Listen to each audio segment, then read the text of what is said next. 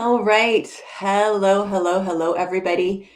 We are live, and I'm coming to you today to talk about something that's really important for our fundraising, and that is looking at our money mindset. So, today I'm here to talk with you about some small money mindset shifts that you can make for bigger fundraising results. So, if we haven't met yet, my name is Emma, and I help fundraisers and nonprofit leaders just like you raise more 5- and 6-figure gifts for their mission. So if you've been fundraising for a while, chances are you already know that there is way more to fundraising than the money. There's way more to major gifts than the money. However, that said, when I work with fundraisers and nonprofit leaders, I find that money mindset still remains probably the number one barrier to really raising more major gifts, which is why I wanted to take some time today and look at some of the most common money mindset issues that can get in the way and block us from raising big gifts. So, with that, let's dive in and get started. I think the best news here is sometimes it just takes recognizing these mindsets and making just a small shift to really have a big impact. So, I'm going to get started with one that's very common. This is probably a thought you've had yourself, or probably something that your board has also brought up. Is this idea there's just too much competition, right? I don't know if you've said that or you've heard a board member, or perhaps your boss has said that. There's just too much competition. This one really shows up powerfully at the sectoral level. And I think at the root of this issue is the fact that we have a huge scarcity issue in the sector. This shows up individually, it shows up organizationally, it shows up sectorally, right? And this can be really, really tough to address, this sector-wide sense of scarcity. And when we come at our fundraising from a mindset of scarcity, that's how we sometimes end up getting these blocks around. There's too much competition, so why even get started in the first place, right? I think that scarcity mentality is really what feeds into that sense of competing with another organization or competing with another fundraiser, or in fact, even you may see this happen if you're at a larger shop. Scarcity is what feeds into siloing, right? Scarcity is what feeds into the sense of this sense of no, this is my donor, right? I'm going to keep this donor here, and can end up really impacting, the relationship, for example, at a larger shop between annual giving and major gifts. This idea of, I heard a colleague put this beautifully, being a donor owner, right? And not necessarily approaching the work thinking about, where is the best place for this donor, and do they belong in annual, or do they need to get moved over to major gifts? So this is all really at the root of all of this is a scarcity mentality. And I think the most important thing we can remember to help shift this is just to recognize and remind ourselves, sorry, just going to adjust my camera a bit there, that fundraising is not a zero-sum game, right? We enter into fundraising and we think of it as a fixed pie, right? And I think that nothing could be further from the truth. In fact, for us as fundraisers and nonprofit leaders, the better we get at fundraising, the better we get at relationship building, the more we have the capacity to actually grow the pie, right? We can grow the pie. It is not fixed, and fundraising is not a zero-sum game. In fact, we really see that play out in major gifts in prospect research. One of the things I've noticed in my working with prospect researchers is that oftentimes our greatest prospects are those donors who are actually giving very generously to multiple organizations, right? There's a great, great practical example of why we need to stop thinking competition and thinking scarcity.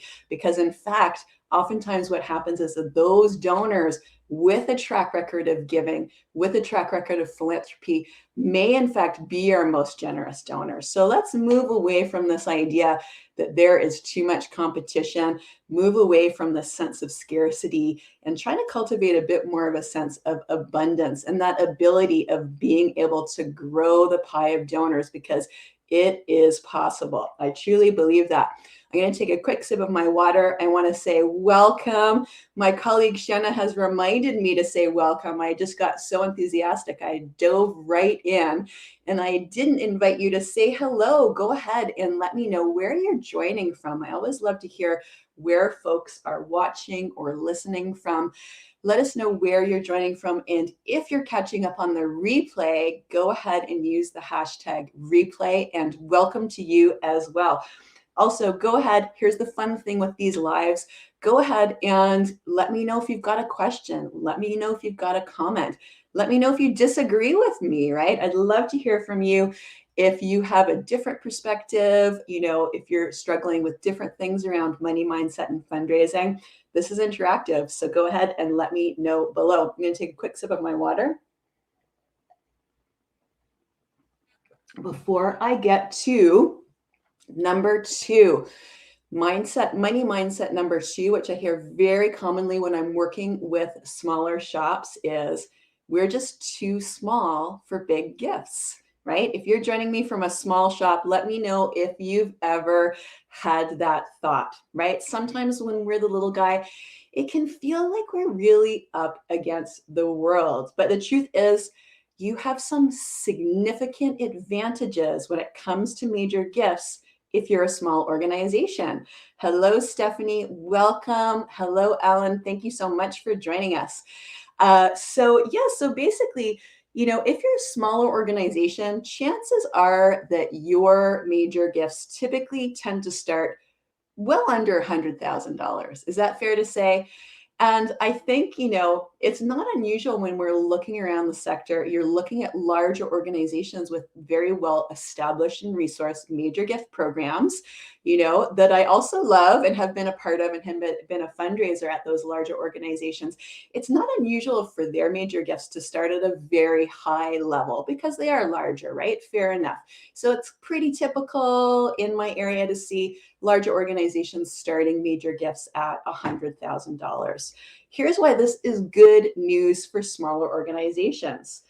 There are incredibly generous donors giving 5 and close to 6-figure gifts and giving very significant gifts, and they don't necessarily get on the radar, right, of these larger shops with more traditional established major gift programs. So this is good news for you as a small organization, as you have an incredibly large pool of very generous donors.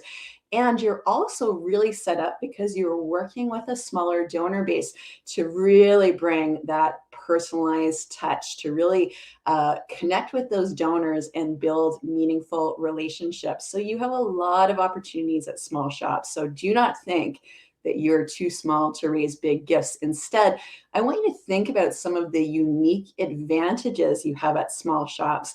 One thing I heard when I was doing a lot of fundraising at small shops is donors would often say things to me like, well, when I'm giving to a really large organization, sometimes it feels like my gift is a bit of a drop in the bucket, right? That's a unique challenge that big shops have to overcome. But for smaller shops, they feel like, donors can feel like they're having more of an impact. The relationship can feel a little more personalized.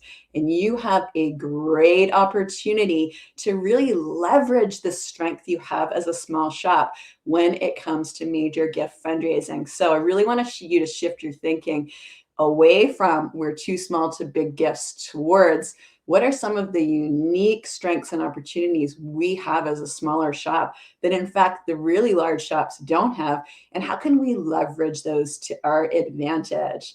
All right. Hello, Karen. Hello, Susanna. So nice to see everybody here. If you're just joining us, go ahead, let us know where you're joining from. And I'd love to hear from you if any of these money mindset issues resonate with you. If you have any other money mindset issues that you're struggling with when it comes to your fundraising, go ahead and let me know. Go ahead and drop that below. I would love to hear from you. Here is another really interesting mindset issue that is a little sneaky. It hides out in our organizations sometimes. And we don't really recognize that when we say things like, we just can't afford it, that actually has its roots in money mindset issues as well. So what I want to do is really encourage you to start thinking a little differently about this. And I heard something interesting that recently that really resonated with me when it comes to this idea of we can't afford it. And it's this idea of distinguishing between an expense and an investment, right? What's the difference between an investment and an expense? It's pretty simple. An investment will pay you back. There will be a return on it, right? The other is a drain on your resources. When we think about expense, it's like the money's going out and we're not going to see it again. So many times, I'd say 9 out of 10 times when you're thinking about fundraising, so many of the ways that we actually spend money on fundraising are investments that ultimately are going to have a significant return. When I'm thinking about things like investing in good stewardship for donor retention, when I'm thinking about investing in donor acquisition, investing in professional development, that is a huge one that we underinvest in our sector. These are all important investments that will ultimately have a huge return. So I really want folks to start thinking about this and shift away from this idea. We so often hear at organizations, even organizations that have multi-million dollar revenue budgets from fundraising, we still have that mindset, right? Of, well, we can't afford this. And I really want you to start shifting this thinking and start thinking about investments versus expenses. And almost all the money that you spend on fundraising, whether it's on staffing, whether it's on stewardship, whether it's on professional development, has the potential to have a significant return on investment. So let's start thinking a little bit differently about spending money on our fundraising and recognizing that the return on investment can be significant, and in fact is significant in almost all the cases that we're spending money on fundraising. I'm having trouble, I'm even struggling to think, what is money that we spend on fundraising that disappears out the door to never be seen again? Very, very little, right? Very little. So let's start thinking investment and our return on it versus expense. All right, I hope you found that helpful. Oh my gosh, I've got a really juicy one for you on number 4. I've been wanting to talk about this for a long time, and I'm really glad to have the opportunity to talk about this one today. So number 4 is the money mindset and the idea that wealthy donors have all the power. Wealthy donors have all the power. So let me know if this has come up at your organization. And I think I want to start off with this by saying wealth inequality is a huge issue, right? In fact, many of our organizations are actively working on wealth inequality, actively working on addressing the income gap, as well as all of the root causes that contribute to these issues. However, I think where I sometimes see this very interesting, you may have an organization that is very much focused on this, and yet still buys into the idea that we need to give up all our power or have no boundaries when it comes to working with our major donors. So I want to counter that idea for you. I want to counter the idea that wealthy donors have all the power and remind you how important it is for you to maintain healthy boundaries with your major donors. Just starting a major gift program and just having major donors does not automatically mean that your boundaries dissolve. And I see this happening at some organizations where a donor writes a big check and all of a sudden it's a license to do and say whatever they want. And times have changed. We need to recognize that we have power as organizations as well. The work we do is really important. And we need to maintain our healthy boundaries with major donors, right? So I have one of my favorite quotes from Alice Walker. You've probably heard this before. The most common way people give up their power is by thinking they don't have any. And I think I see this a lot with organizations, charities, and nonprofits as well. The most common way we give up our power in fundraising and working with donors is by entering into the relationship and believing we don't have any. So I really want you to shift that mindset, because that's a money mindset piece too. Shift that mindset and start recognizing that we as organizations hold power as well. Maintaining healthy boundaries with our donors is crucially important. Sometimes this will mean we need to say no to some donors. We need to say no to some gifts that are offered to us. If it ends up resulting in mission drift, if we have a donor that we're working with who is abusive to our team members, this is not acceptable. We need to maintain those boundaries. And in fact, having healthy boundaries, from my perspective, if anything, improves our relationship with our major donors. It actually enables us to find and build healthy relationships with those donors that are true partnerships, because that's what this needs to be. So I really want you to stop thinking about this idea of having to give away all our power to our major donors and start thinking a little bit more about how this can be a healthier partnership. So does this resonate with anybody? I haven't talked about this extensively before, and I think it can be a real issue for those of us, especially working in social justice and social change shops. And it can actually be a bit of a barrier to wanting to grow major gifts, which I totally recognize. But I think that that is a belief that that donors have all the power and we have none. And I think it's one that can be overcome, right? I think it's one that can be overcome in order to build a healthier and more successful major gift program, quite frankly.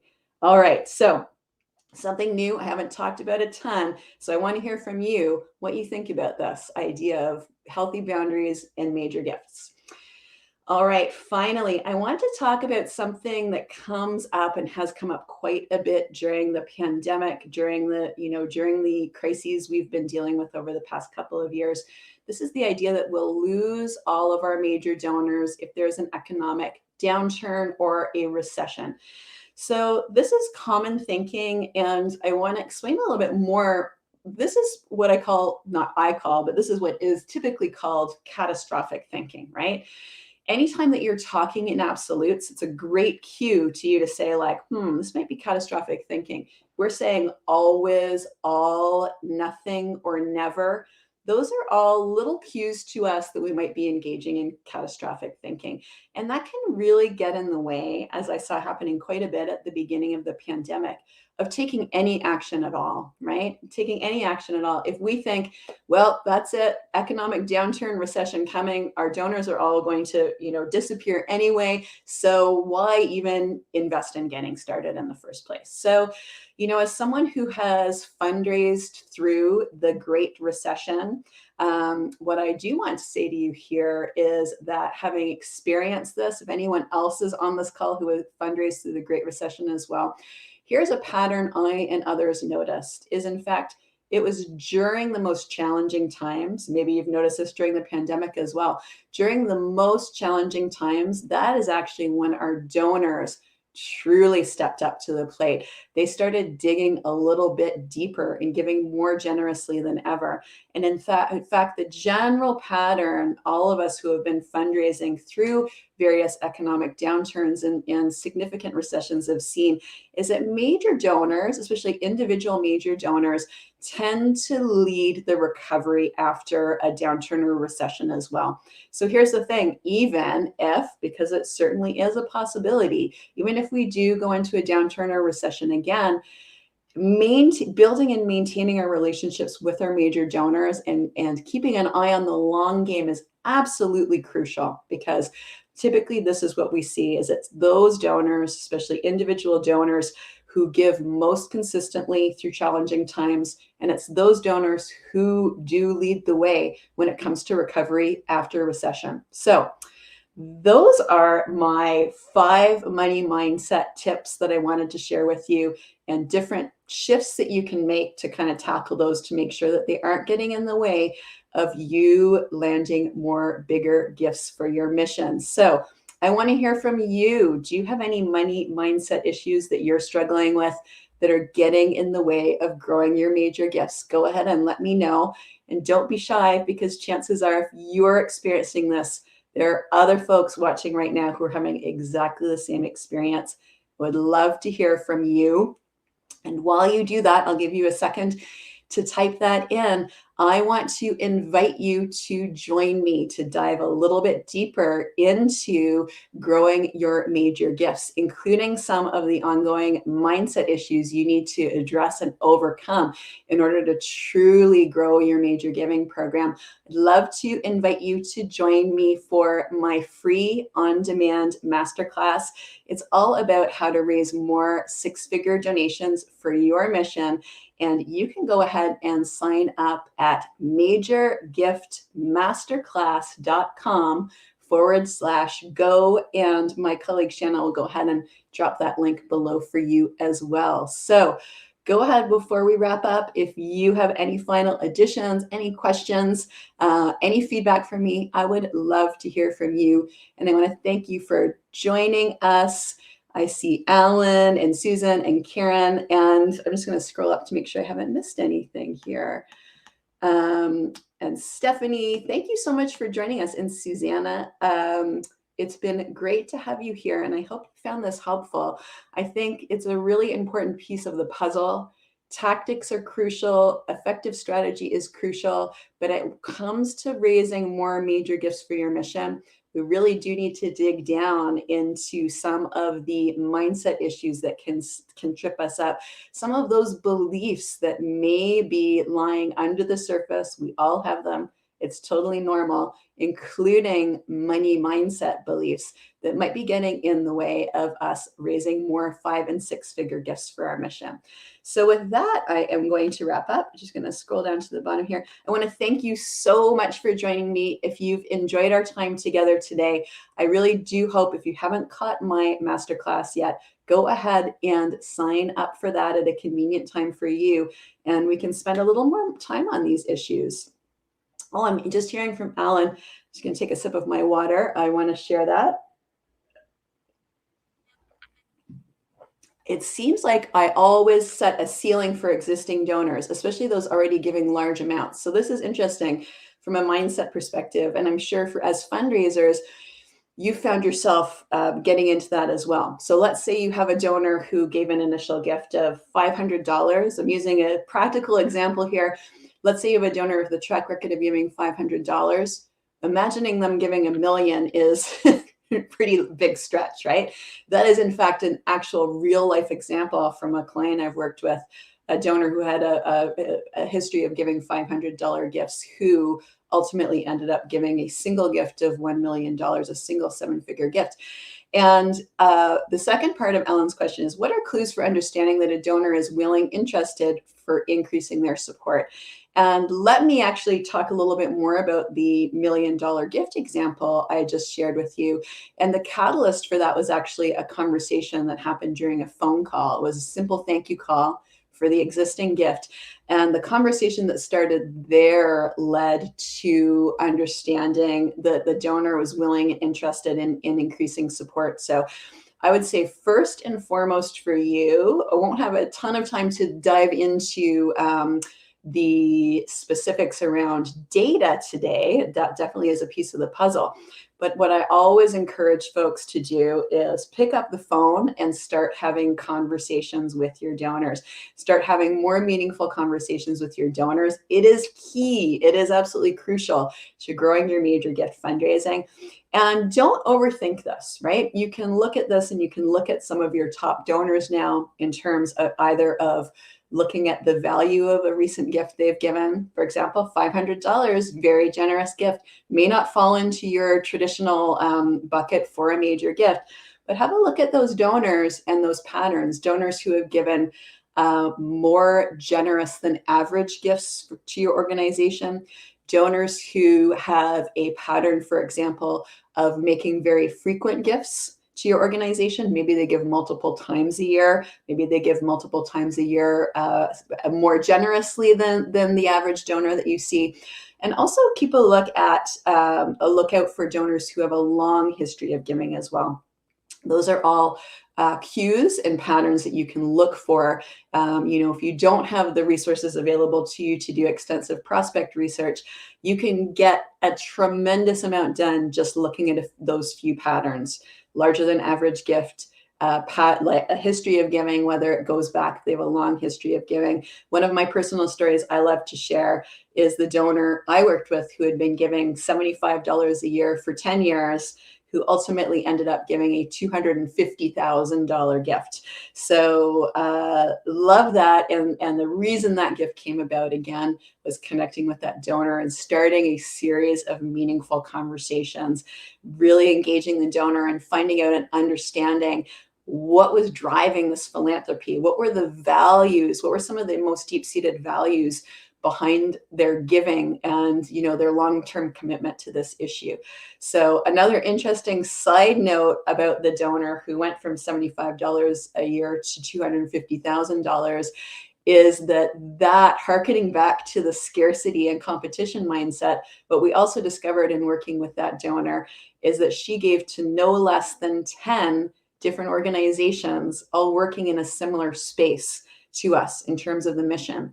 So another great example of a track record of generosity and giving to organizations, not necessarily meaning competition or not necessarily leading to scarcity. In fact, being a cue that this donor is generous and engaged and committed to this mission and possibly, you know, interested in further increasing support. So I hope that helps, Alan. That was a long answer. There's a lot of elements to answering that question, but hopefully that helps you get started. And definitely, you know, recognizing that the first or even second or even 10th gift to an organization is not necessarily a full indicator of the donor's capacity, right? Not necessarily a full indicator of the donor's capacity. What we often do is categorize our donors based on one single interaction with the organization. So let's say you do give a $75 gift to an organization, you are indelibly marked as a $75 donor from there on in. And I think we need to start thinking a little more creatively. I like to say there's no such thing as a big or small donor. We need to start thinking more creatively and have a bit more of an open mind when it comes to this, because that will help us definitely, not necessarily labeling these donors in such a fixed way is going to help us open up our thinking and also help us build healthier pipelines, uncover significant legacy gifts, tons of potential there. Thank you, Alan, and I appreciate your question. I appreciate everyone joining us here today. Would love to see you again next week. Please stay in touch and let me know if you found this helpful. And I'd love to hear from you. What other money mindset issues or barriers are you facing when it comes to your major gifts?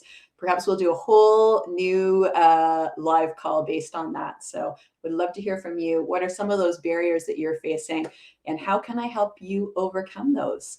All right, my friends, it has been a pleasure as always, and thank you for joining us, and we'll see you again soon.